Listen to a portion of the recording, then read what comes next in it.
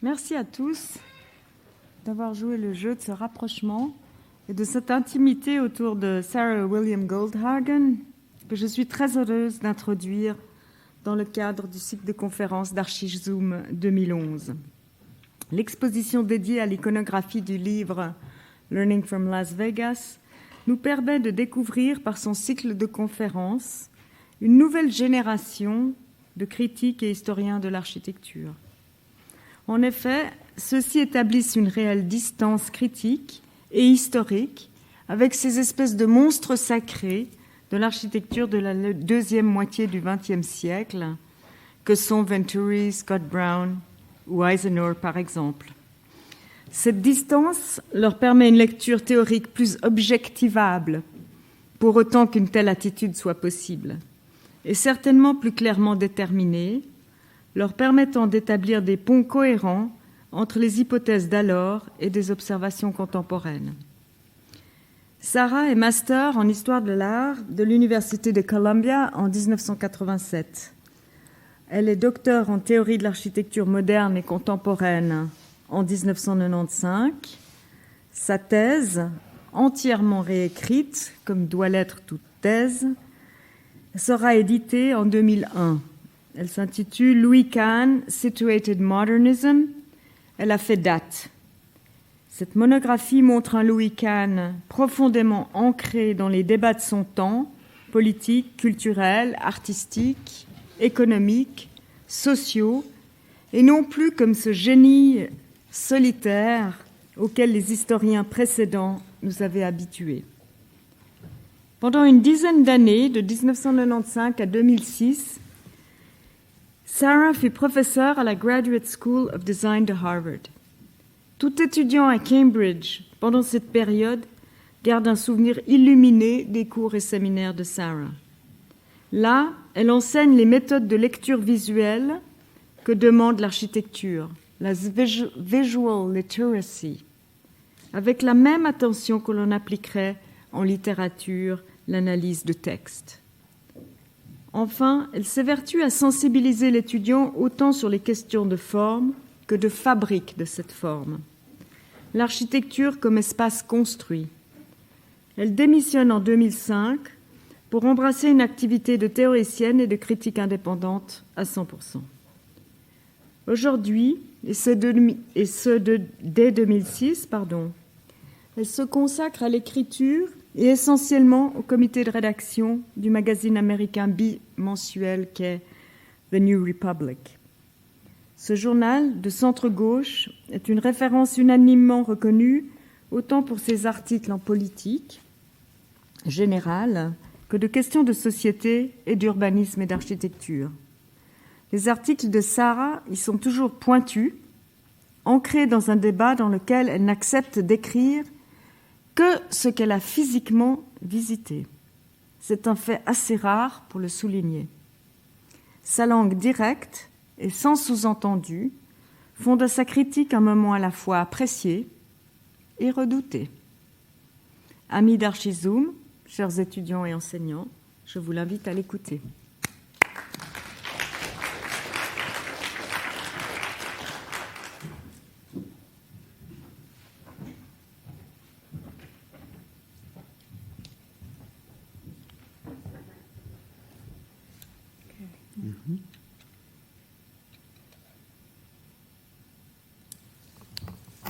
Thank you, Ines, for that lovely introduction. I'm really pleased to be here, and especially pleased. This talk is taken from a new book that I'm working on about the experience of the contemporary built environment, and so you can all consider yourselves my guinea pigs. Which means I'm very interested in hearing what you have to say because, of course, experience is a big topic. That it's a topic that Denise Scott Brown and Robert Venturi were one of the first people to really introduce into the discourse of architecture. So this is This is a chapter that it's a chapter on a lot of different things. Anyway, this is a very small part of a very big book. But I think it should be fun. Is there some kind of clicking? Yeah, I think it's your hearing. Sorry. Let me take it off. Hold on. Oh, it's okay. My mother-in-law will forgive me. She's the one who gave them to me. Okay. Okay. I'm sure you've seen this many times before this semester. Duck and decorated shed. I thought I'd start out by... This invitation was an occasion for me to revisit Venturi and Scott Brown and their work and think a little bit about their contributions, not just historically, since I have moved, as Inés said, more and more toward thinking about contemporary architecture, even though I come from a training and a background as a historian. So what are their contributions, not only historically, but also to contemporary architecture? Is one of the questions I began to ask myself when I knew that you had this exhibition. How do projects like Learning from Las Vegas contribute to our understanding of how people experience architecture? And the focus there is on the word experience.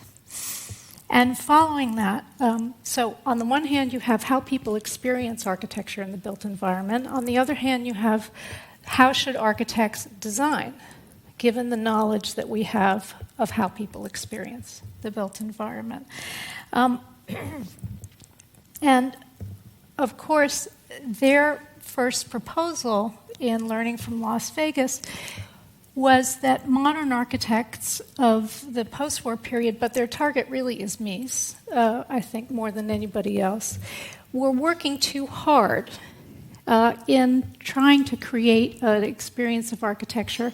They were creating too many ducks, and the proposal was that this, of course, is a roadside diner that sells duck on Long Island. And so they made it into a duck. And architects were working too hard to integrate form, function, and typology into one expressive unit. And having visited Las Vegas and seen all these kind of shed-like buildings and signs and signs and signs and signs, which you see in your exhibition, their conclusion was, well, you know, this really is just bending over backwards and making architecture a lot more complicated, really, than it needs to be. What we need to design is decorated sheds. So if you want to make a monument, you build a very simple building, and then you put a sign on it or some kind of symbol on it, and it says, I am a monument. And there you have it. You've got a monument, right? So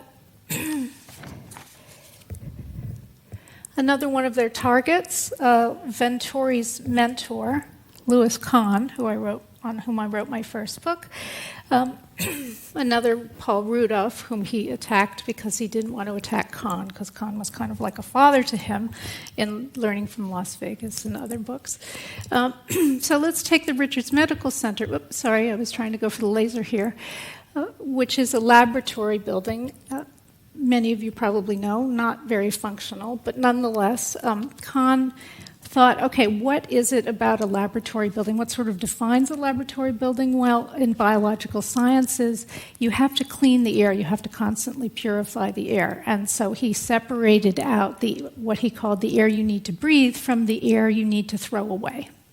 And that became the partie for the form of the building. So here, these sort of monumental towers of the air exhaust the air that you need to throw away, cleaning the air for the laboratories over here. So you have the expression of the function of the building really driving the partie of the form. That doesn't work. What the Venturi and Scott Brown wanted was a decorated shed. So this is their Goldschmidt Neuroscience Research Center at the University of California in Los Angeles, which was completed about 10 years ago. A very basic building. And then lots of ornamentation. I don't quite know how this relates to cognitive neuroscientific research, but maybe if I looked at it more carefully, I would figure that out. Nonetheless, so we have here ducks over here, decorated sheds over here. They compared it to almost like the difference between a glove and a mitten. Okay, mittens are warmer because the fingers warm each other. They're more flexible in terms of being able to, warm your fingers and use them, manipulate them on the head. Gloves are kind of awkward, and you can't change the form of a glove. Okay.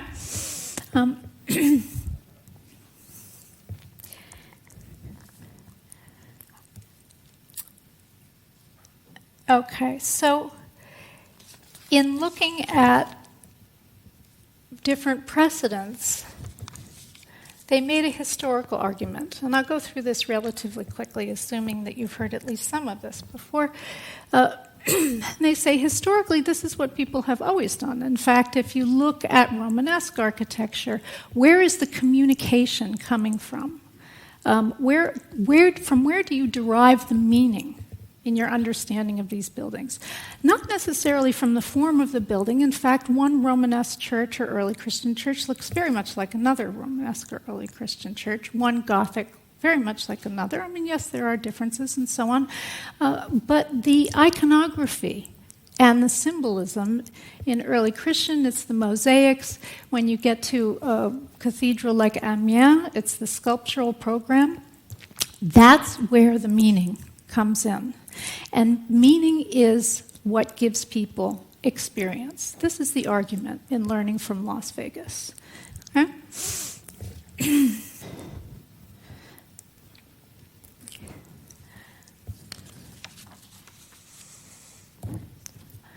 All right, so if you step back a little bit, what were their contributions? Their contributions were to shift the emphasis, and this continues to be the contribution of Venturi and Scott Brown, to shift the emphasis away from the object toward the viewer and the user. Okay? Because they're interested in how a user experiences the building. Now, the argument that they make about what kind of architecture comes out of that, you can take or you can leave. But this was a radical shift. It's no longer about construction technique or structure or the relationship of structure to form or the relationship of form to ideology, as in Le Corbusier's architecture, a revolution. It's certainly no longer about this kind of purity of form and radical reduction that you get in Mises' architecture. No, it's always about the user and the user's experience moving through the building. And then from that, what does the building mean?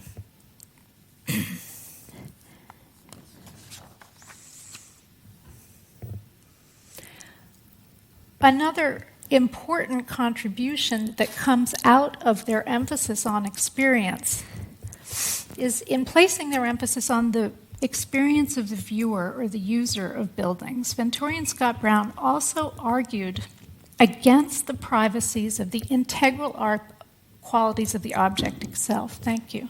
That's okay. They recognized, especially in learning from Las Vegas, that, okay, let's go back. In Mies, everything is about creating an integrated object, right? I mean, the Farnsworth House is, of course, the most obvious example of that, where you can almost figure out what the other side of the building looks like from the first side of the building. Well, no. Venturi and Scott Brown thought, and this is a very important contribution of theirs, that's not the way you experience architecture. You experience architecture, you move around. You guys look really different when I stand over here than when I stood over there, right? In fact, most architecture, you really never have this kind of whole totalizing view of. It's sequential. And you forget a little bit, and then you move through, and maybe you remember something that you saw a little about before, and so on and so forth. This was emphasized in learning from Las Vegas because they were driving in cars. They were very interested in the sequence of moving through the built environment in automobiles.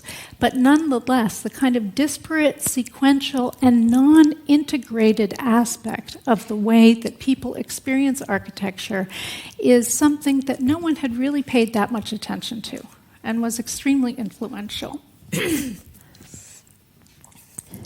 And not only architecture, but the built environment more generally, because, of course, learning from Las Vegas is really more about the city than it is about buildings, but it applies also to buildings as well.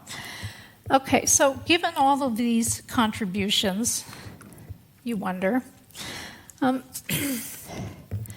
why has history passed Venturi and Scott Brown by? This is another, you have this in the exhibition. Oh, it's too bad you can't really read these things, but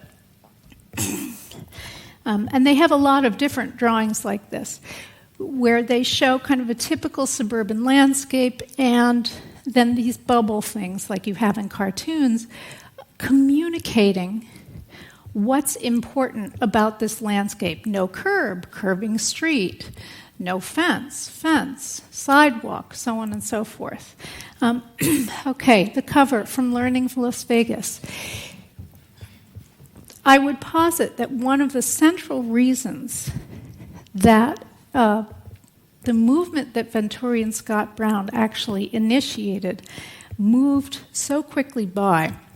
There are a number of different reasons, I won't get into the whole historical explanation, is because of their emphasis on words, their emphasis on architecture on architectural experience as semantic, meaning through words. Okay? Everything is verbal in Venturi and Scott Brown. It's decoration or pattern and things that you can communicate. So they, I mean, this is not everything is verbal. Maybe this is a bit of an exaggeration here, but you want a museum? Well, we're going to give you a museum, and we're going to tell you it's a museum. And guess what kind of museum it is? It's a museum for kids, and it's going to be really obvious to you that it's a museum for kids. And there's nobody that would look at this and say, oh, that's a museum for kids, or there's something playful about that has to do with kids, right? They're very, very kind of literal one-to-one correspondences between the idea, a verbal idea that gets translated into a visual idea and then gets put on a building. Now,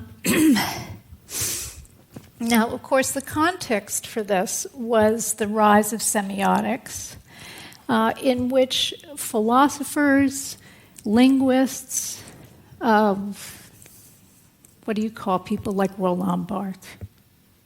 Cultural theorists, I guess. I didn't mean to show my disdain.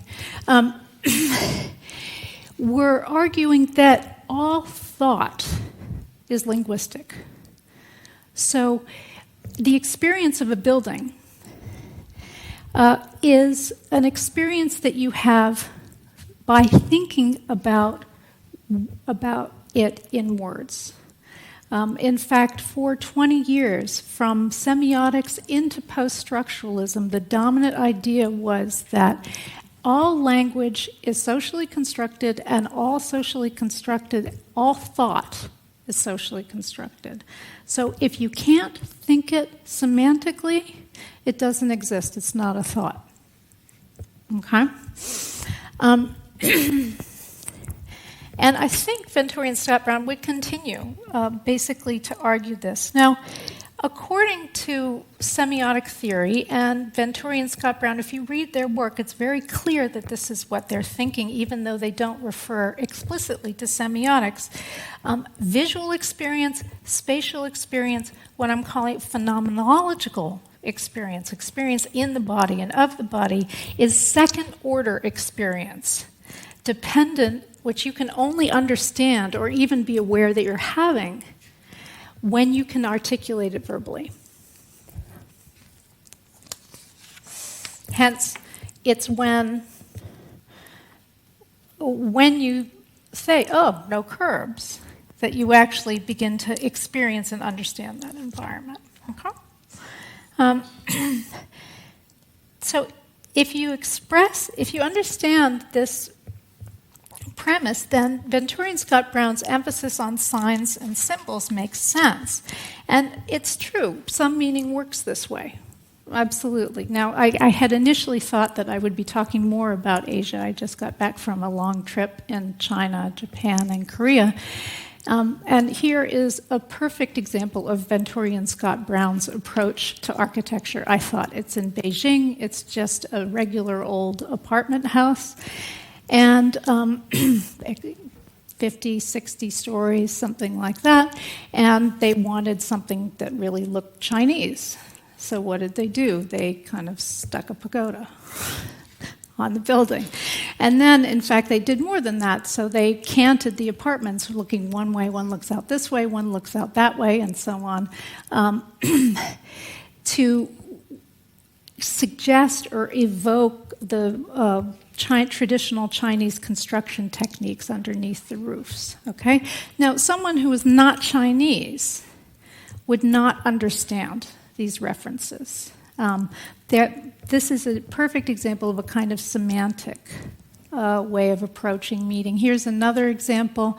This is, here's this kind of very complicated under the roof construction that you get. Love patterns. I mean, they're really interested in patterns here. A building by Cohn Pedersen Fox, in which, according to the architect, the client used to come in like a plaid suit and a pattern tie, and he loved pattern, and he thought it was very Chinese, and so he asked them to do this. Again, this is really, so there are semantically based cultural symbols. So Venturi and Scott Brown are not wrong, but they're not right either. And so we actually now know that most meaning, and which means most experiences that people have, and from that the meaning that they derive, is not semantic. It does not come through language at all. We know much more than we did when Roland Barthes or Venturi and Scott Brown were writing about human cognition, and about human cognition in the built environment. We know this because technology in studying the brain has developed enormously in the last 20 or 30 years.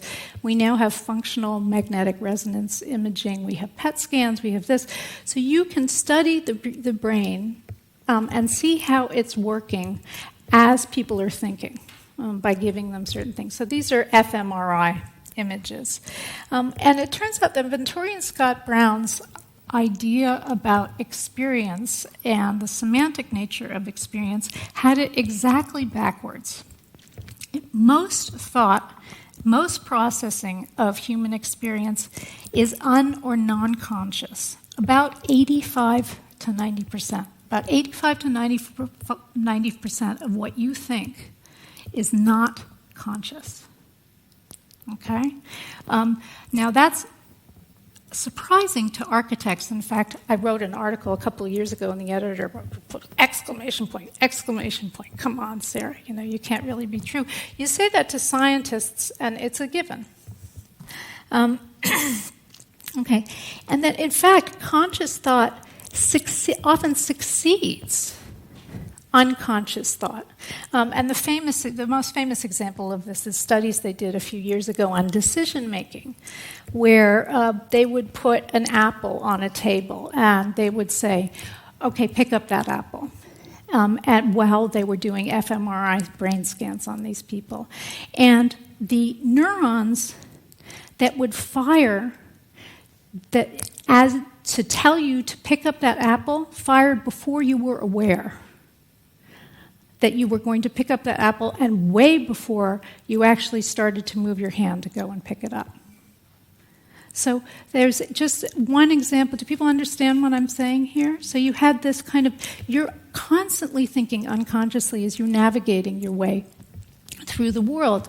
And the truth is that they've done enough studies now that they know that very, very little of what we think actually makes it into words.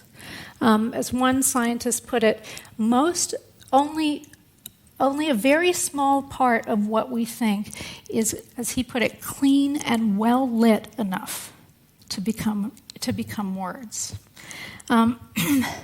So then you go back and you look at architecture and actually begin to just think about it in a different way.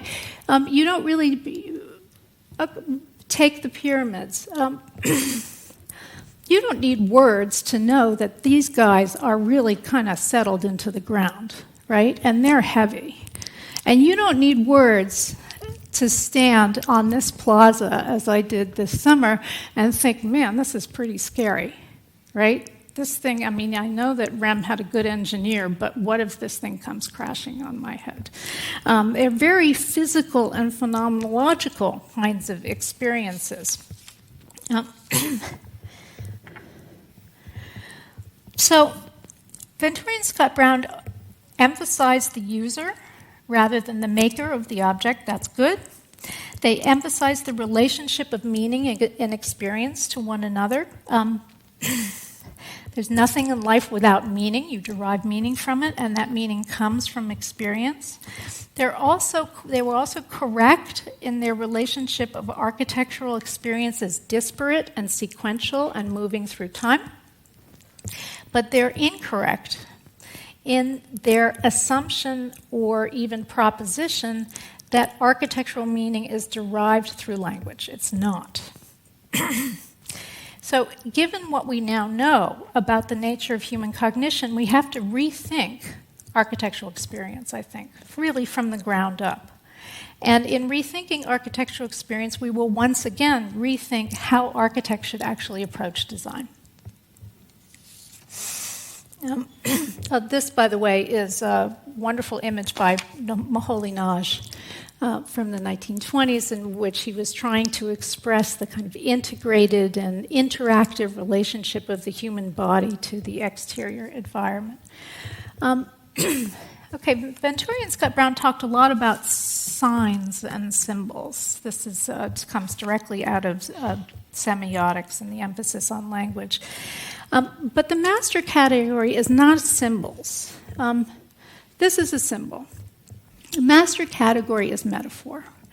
Okay? A symbol is a one-to-one direct correspondence between, let's say, in this case, a visual image and an idea. Okay, you look at this, you think Christianity, you think Christ. It's very straightforward. Most symbols are semantically based and are culturally based. Metaphor is something else. Unfortunately, the slide is not as good as it can be, but it's kind of like it's a circular staircase wrapped in what looks like a fishnet stocking. A very kind of thin, gossamer, like metal wrapping. Now, why would you wrap a staircase in a fishnet stocking? Well, if you think about it, there's sort of lots of wonderful reasons why you might, right? So you move through staircase, you use your legs, and the legs are, fishnet stockings go on legs, and it contains you, but it doesn't contain you. You can move around, so it gives you a sense of the progress and the specialness of moving through this space. You get to prospect out, and yet you think about being contained in this space. There are lots and lots of layers and things like that. So the symbol is a kind of metaphor, but in metaphor, the correspondences are not restrictive. In other words, it's not a one-to-one correspondence. And I'm going to read a quote from Clifford Geertz, cultural anthropologist. In metaphor, he writes, an incongruity of sense on one level. Like, why do you wrap a fishnet stocking around a staircase? Okay, that makes no sense. Produces an influx of significance, a multitude of meanings on another level. Okay, that's what metaphors are. Now, the reason for this shift from symbol to metaphor is not only are metaphors more elusive, they're more multifarious, they're not logical, okay, in the way that symbols are logical in some ways. You can explain them. And metaphors refer to auditory patterns, to visual patterns, to tactile sensations, to interpersonal experiences, to the relationship of auditory patterns, and so on and so forth, to emotions, and some combination thereof. Let's just take, all right, very famous image from the Villa Maria by Alvar Aalto. Now, how many lectures have you sat through? I'm assuming it's at least one or two, in which you've heard this building described as a warm building. Okay? It's warm. Now, buildings aren't warm. Buildings are buildings, right? That's a metaphor. Okay? What makes this building warm? Color. It's made out of wood. Wood is warmer to the touch than metal is, which it tends to be cool. Warmth is a physical sensation. Okay? You also think, when you think of warmth, you think, what are other things that we use the word warm for? He's a warm person, right? You say that in French too, right? Something like this. She's a warm person. You know what? You say it in all languages. She's a warm person. Okay, how did that happen? Because people aren't warm, they're people. Warmth is warmth, okay? It's a tactile sensation. When we were infants, when all of us, you are held close to your caregiver's body. When you're held close to your caregiver's body, you experience warmth. Therefore, you develop an association between emotional sense of closeness and the tactile sensation of feeling physically warm. And then, as you develop a sense of the other tactile sensations that are physically warm, evoke those kinds of emotional experiences. So the Villa Maria, which is a building, ends up being warm, okay, as opposed to the Farnsworth house, right, which is cold. Or, you could take so many different examples. Let's say you're having a rough semester, okay? Well, that's a metaphor, right? Roughness is roughness. It's a physical sensation. Semester is a semester. It's a passage of time and experience. Our language, the way we think, the way we construct the world is filled with these kinds of metaphors. So you say, I'm having a rough semester. Everybody understands you're having a semester that's not necessarily pleasant, because if you walked up to Paul Rudolph's Art and Architecture building at Yale University, which is what that's a detail of, and by mistake rubbed your back against it, guess what? It wouldn't feel nice. And everybody understands that having a rough semester means things aren't going well. And not only that, you don't even need to touch that building on the right to have the sense of roughness, because you can look at it, and because of your memories of past experiences of roughness, you know that that's not a pleasant experience, just looking at that. Okay?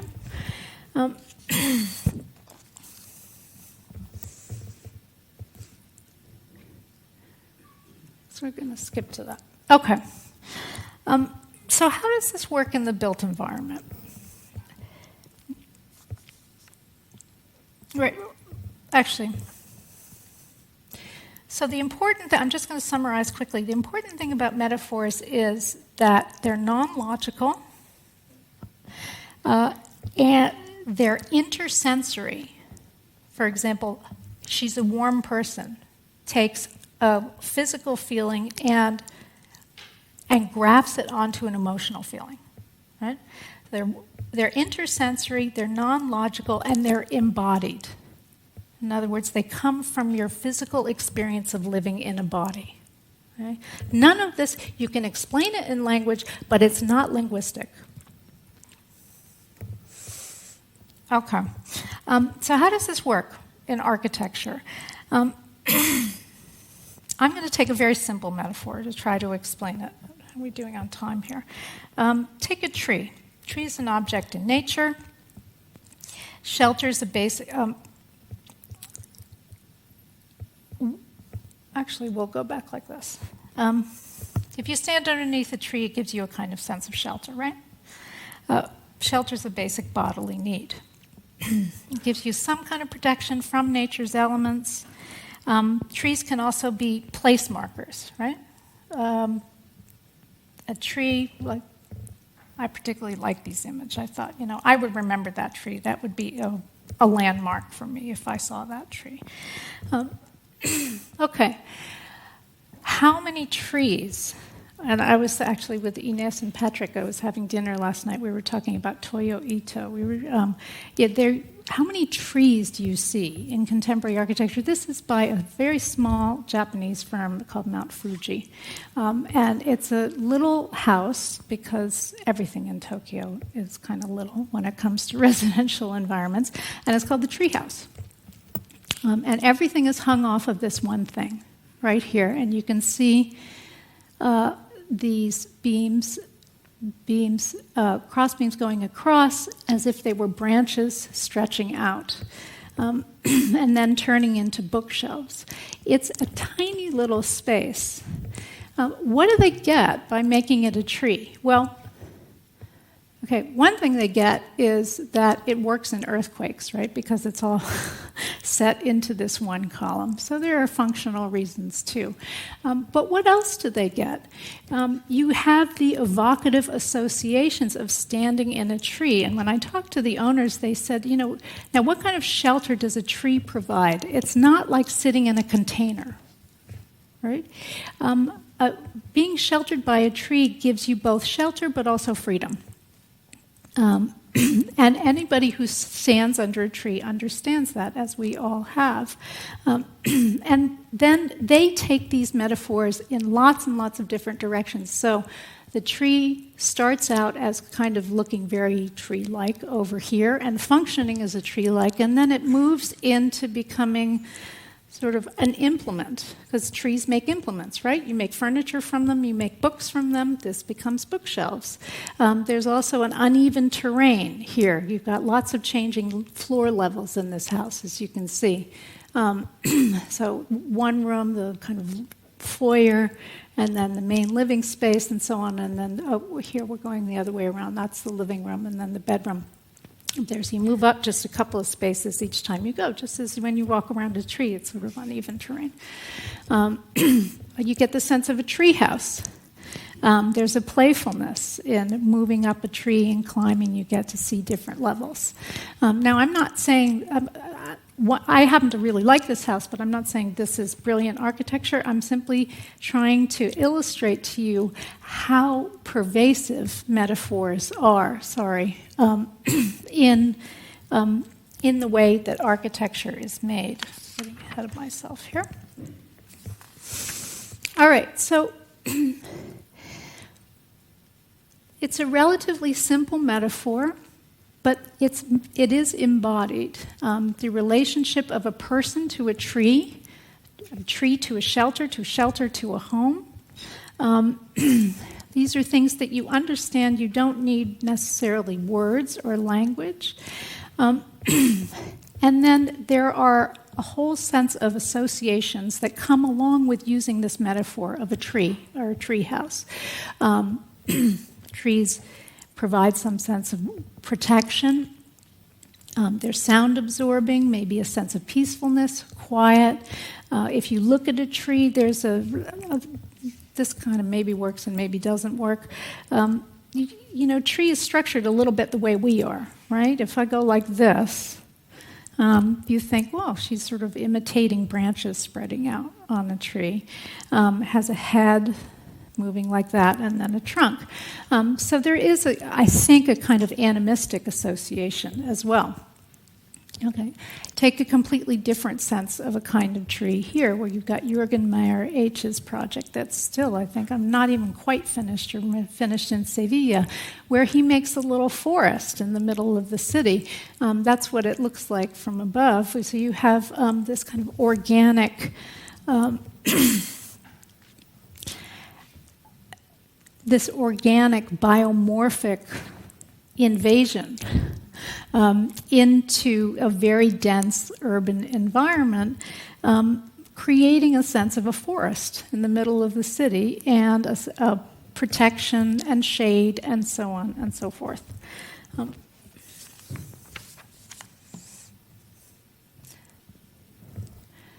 Now, that's an ugly slide. I apologize. Let's go back to that one. So you see that a lot of the things that I'm saying are not necessarily consistent with one another. They're only consistent with one another in your experience of what trees are like. Okay?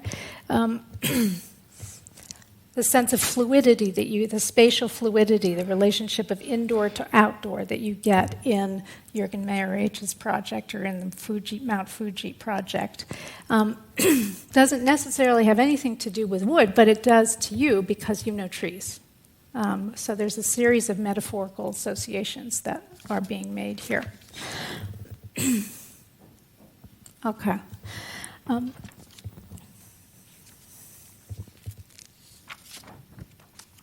Just a moment.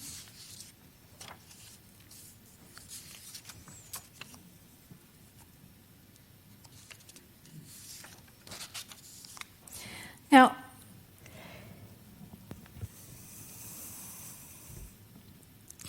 we think in metaphors all the time. I mean, this is just another quick example because I wanted to get away from something as kind of obvious as a tree.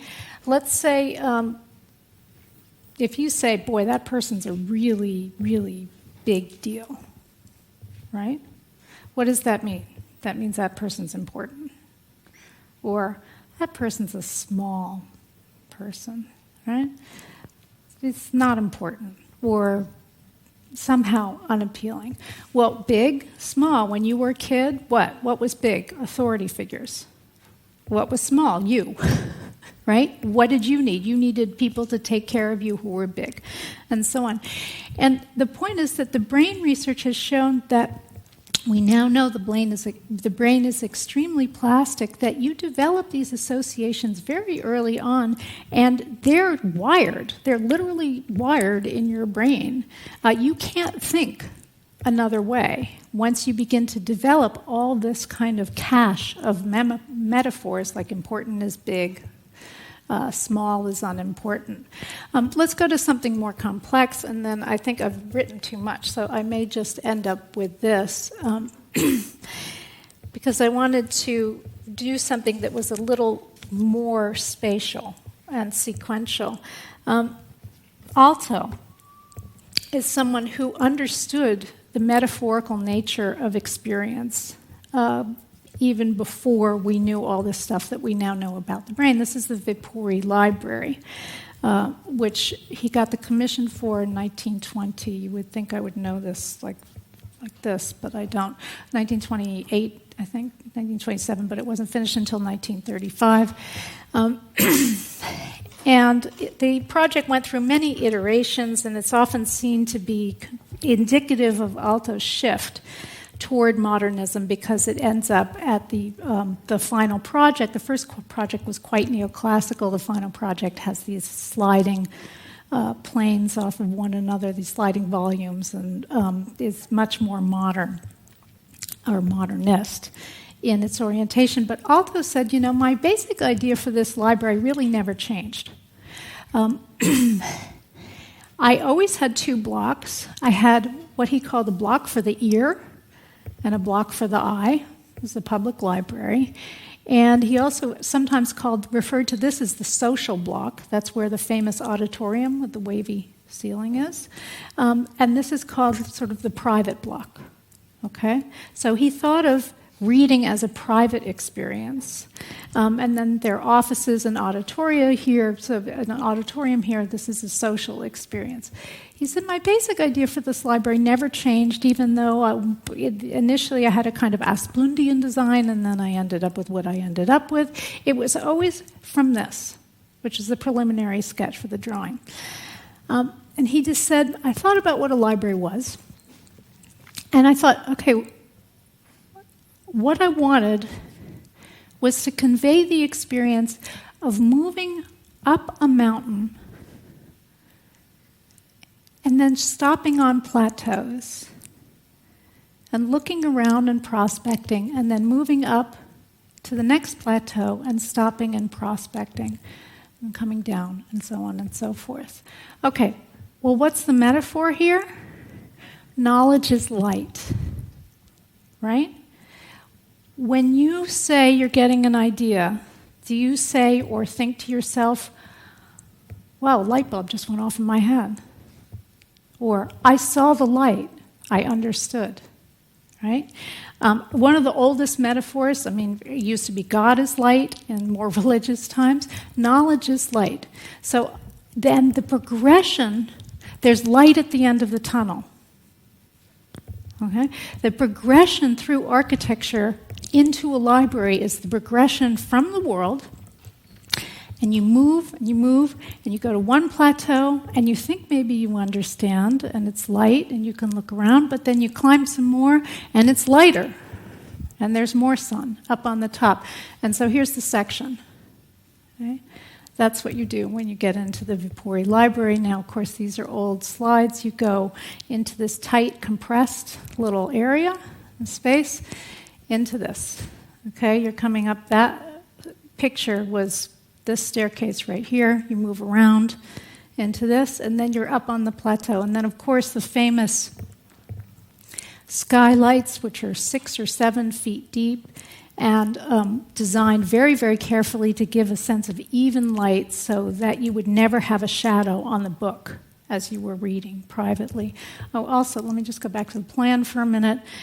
You notice the difference. This is glazed. And the walls here are some ridiculous dimension, I think, 6 feet thick or something like that. Didn't need it to be that thick, but he wanted to give a sense of acoustical privacy and individual, so moving, because the acquisition of knowledge is a private and personal act, right? And so he wanted to emphasize you as a private person. So that's the social block, and that is the private block. Okay. I could go on and on about this. The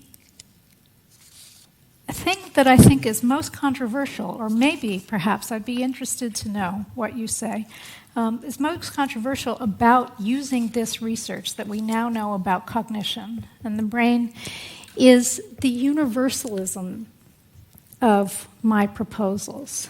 Okay, now I asked you, I said, do you say people are warm when you like them? And you said, well, yes, okay. But you think, okay, I speak French, but what about in Brazil? Maybe they don't say that in Brazil or in China or whatever.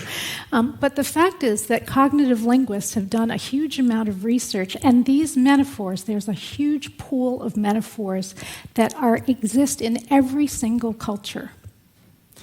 Guess why? Because we all live in bodies. We all live in bodies, and we all move through the world. And we all have some set of the same experiences of being held by our caregiver, of looking for shelter underneath a tree, and so on and so forth. So there is a kind of universal component to this experience that's not semantic, that is not culturally based. Now, when I won't go there. Okay, this is. I'll let you go there if you want. This is just another quick example. This is Sue Fujimoto. It's the Tokyo apartments, and the metaphor here to me is very clearly relationships are containers. You say, "I'm in a bad relationship," right? or I'm getting into a relationship, or I'm getting out of a relationship, right? Unlike trees, which give you a kind of permeable boundary that you can move in and out of very quickly. You wouldn't say, I'm standing under a tree, to say that you were in a relationship, right? It's almost, relationships are bound containers, and you're in it or you're not in it. Or in the case of this guy, you're wishing you were in it, maybe, and hoping that you'll get there, but you're not there yet. Anyway, these apartments are really tiny, too. So I think Venturi and Scott Brown effectuated a really important series of shifts in our understanding of architecture, and I think that this generation of architectural theorists and scholars and writers and so on can now make the next step toward understanding how phenomenological architectural meaning in the built environment actually works. And I've tried to give you some introduction to that today. Thank you.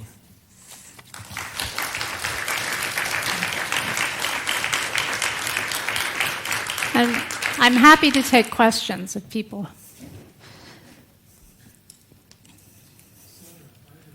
Yeah. I don't know whether I understood well. Did you suggest that, for example, the Farnsworth House Yeah. is an architecture which is not about experience?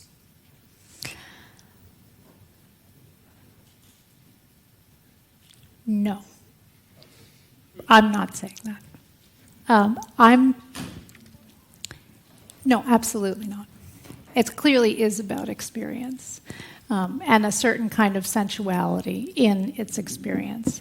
I was using the Farnsworth House to illustrate the object orientation of an architect like Mies versus a viewer and user orientation from the point of view of the Venturis. I think actually the way that they attack Mies or Kahn caricatures the architects that they're attacking. Well, I ask because you know as well as me that he applied structure to show structure. Yeah, sure.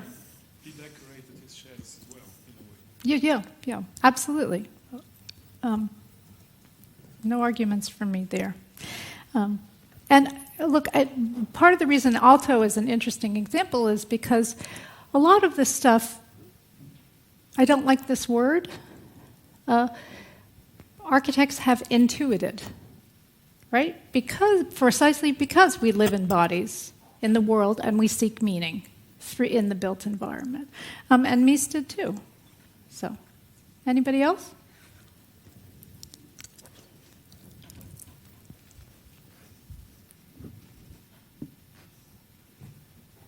Yes. French culture of history of art, people like Gaffard in the beginning of the 20th century gave these models to Le Corbusier, actually, saying that there were forms which were innate and forms which were learned. I mean, our perception of forms that where the pyramid, for example, everybody might have the same intuition to associate the pyramid with strength or with solidity, or as you said, with something grounded on the earth, and these would be innate. They would be in us. Right. We don't need education to have this type of association. And there were other types of forms where you needed some sort of education to understand them. Right. So in what you're saying, and it had its problems, of course, because it was linked also to political aspects which were not that, are difficult to talk about. Right, can be dicey. Can be difficult. So, in a way, what would be the relationships in between these new cognitive, which seem to be more scientific in a way, and this sort of early 20th century intuition? Was it intuition of them to have this sort of discourse, or? Is there a cultural relationship A cultural that we can relationship? make when we hear that science, in a way, is tending to this? Mm-hmm. And that, but we know that 100 years ago, these intuitions were there and produced some things where we're not so sure about. What we're not so sure about. Well, I don't know. Tell me if I'm not answering your question. Just stop me in the middle. But I think you have to separate out analysis from implications and political implications of these things. The first time I gave part of this talk on alto, I was crucified because it was about 10 years ago. And the implication that so many experiences were universal was, particularly in the academy, was so controversial that people just couldn't, they didn't even know cognitively how to deal with it. And me, you know, I was a renegade. I had betrayed them all. Now, to get to another part of the question, Alto, for example, was very interested in experimental psychology. Experimental psychology is the field that ended up becoming cognitive neuroscience and cognitive neuropsychology. So in some instances, he was actually reading this stuff. However, you gave the example of geometry. There's a study that came out about 8 or 9 months ago. They had found some tribe in South America, completely uneducated, and done experiments. I can't remember the nature of the experiment exactly, but they found out that the adults in this tribe, even 10-year-old children in this tribe, understood basic geometric concepts completely. There is, in fact, we do have an innate geometric sense for basic geometric forms. Is this answering your question? I'm just wondering, now that we seem to have in science the confirmation of this innate process, of course it's also a question of how far can we go from this innate to other significations. And I don't. It's disturbing, of course, that so much is already given. Yeah. Yeah. Well, disturbing and not so disturbing, kind of comforting in a way that you. I mean, when I went to Asia, you know, you've been. You know, we walked around Beijing. We walked around cities that nothing like nothing you've ever seen. On the one hand, and on the other hand, completely familiar. You know, so much of the basic organization was like New York City, because guess what? Because people have certain needs, and doorknobs need to go where they go, and they need to have windows, and they need to have natural light, and so on and so forth. The point is that I think a lot of people are threatened enough by this research or by these ideas that they think that the suggestion is that everything is universal, but that's obviously not true. It's not. You don't have. That's why I showed those images from China. There is a whole layer of semantically based, culturally derived meanings in every culture. And you don't have to have one and not have the other. You can have them both. Anybody else? Yeah.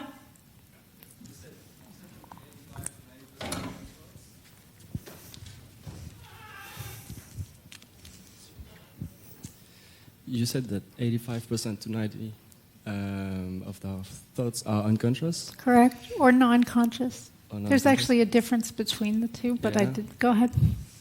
Okay. But I was thinking, when we act, it becomes conscious.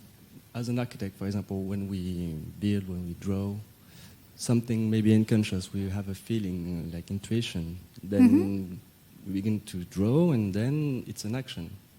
Then it becomes conscious. So can't we say that everything that is built is conscious because everything that has been made has come to a state of consciousness that, like the other thing that were unconscious were like delay or like, we put parts. Mm-hmm. Because what you said, like, if I understood well, is like there's something in the action we do that is unconscious. That is something I was wondering. I'm not sure. It's like, is that what you're telling? Something that we build, part of it is like unconscious. I do think that, for example, in this kind of body of universal metaphors. By the way, I mean even people who are deaf and speak sign language use the same body of metaphors, and these metaphors are acquired in the same developmental sequence. Okay, I do think that people employ them unconsciously and semi-consciously and consciously. And part of my message is, because the underlying sense of threat is that you feel like some of your agency is being taken away from you, right? I mean, if you say 90% of what you think is unconscious or non-conscious, you think, whoa, what am I making decisions about? I mean, you're severely limited, right? Or much more limited than you were before. So what you're getting at is, where does human agency come in? The more aware you are of how you think, the more agency you get, which is why I'm working on this material. So you don't just, I think people are conscious of some of this, and I think they're not conscious of some of it, or more of it. And the more you know about how the mind actually works, the more control you end up having, and you can make more informed decisions about what you're doing. Okay, so it's answered the question. So the question, but also it makes me remember of some architecture that use, I would say, informal signs, like part of the light that make us happy, for example.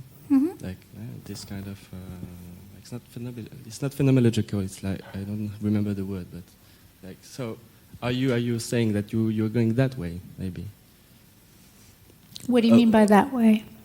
Way of trying to scientifically search what in the light or sounds or colors make us happy, comfortable, sad.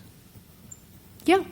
I mean, that's one way I'm going. It's not only about emotions, but certainly there's in fact a lot of scientific studies around mental health. Morning light is better than afternoon light. West light is better than east light. That I don't remember, but again, there's one kind of orientation that's better than another. And I do think that, why do we all like natural light so much? Well, you're wired to want natural light. And the more you understand that, the more you can make better arguments to your clients. You can make better arguments, and you can say, you understand, this is something that people need. Why do we have to only use this information for people who are sick, rather than using it for people who are well but could feel more well? Anybody else? Yeah.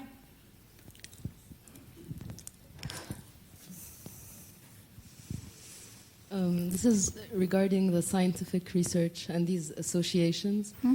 Do you think there are any ethical implications in architecture about knowing all these innate associations between things we see and things we feel and how we then behave? What do you have in mind? Well, I don't know about architecture, but in other fields I think it can be very... a tool for mass manipulation, for example. For mass, Manipulation, it already is. probably. Take a look at the Journal of Environmental Psychology in Business Environments, for example, and you'll see their research on the color red versus the color blue and stuff like that. So it's already there. But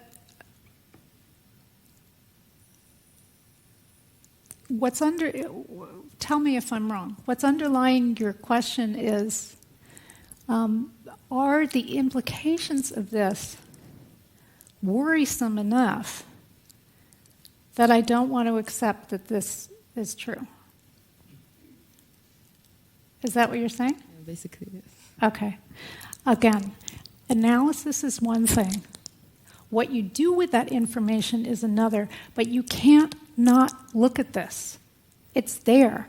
We understand how the brain works. We understand much more about human cognition and human embodied experience than we did 20 years ago. And you know what? It's not going to change. So you're better off knowing it than shying away from it. But knowing it is one thing, but then using it to some end is another. Well, don't you think that you'll have more opportunities for ethical conduct as an architect if you know it and then decide how you want to use it? That's part of my point. Anybody else? Okay. Thank you.